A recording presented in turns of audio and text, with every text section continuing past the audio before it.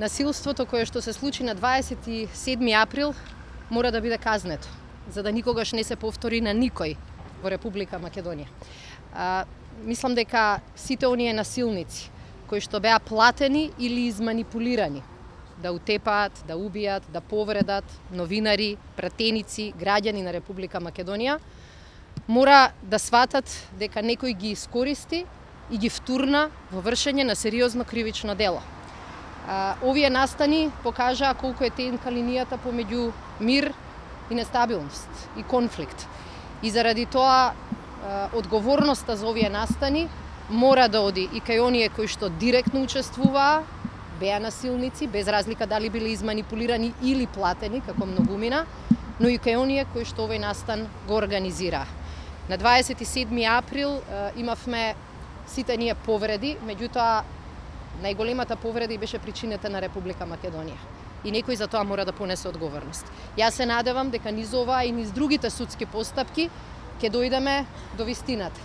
Кои беа оние кои што беа искористени и платени, а кои беа оние што стоеа во позадината, кои беа оние кои ги отвараа вратите, кои беа оние кои што го организираа насилството и кои што сакаа Македонија да биде во крв, само за да тие и нивниот криминал поминат неказнето.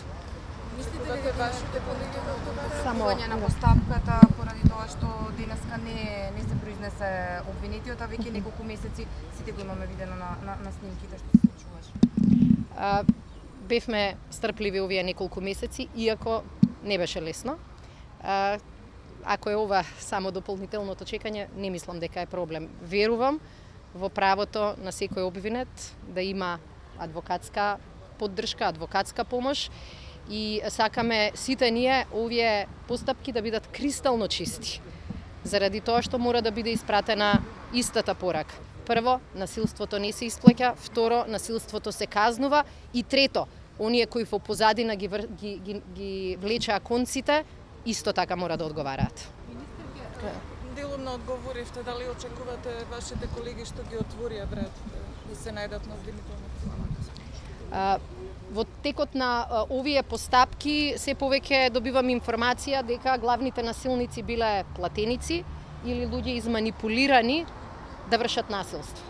За да запре овој круг на насилство, за да запре насилството во политички цели, мора да одговараат и тие кои директно напаѓаа, мора да одговараат и тие кои што го осмислиле и го организирале целиот настан.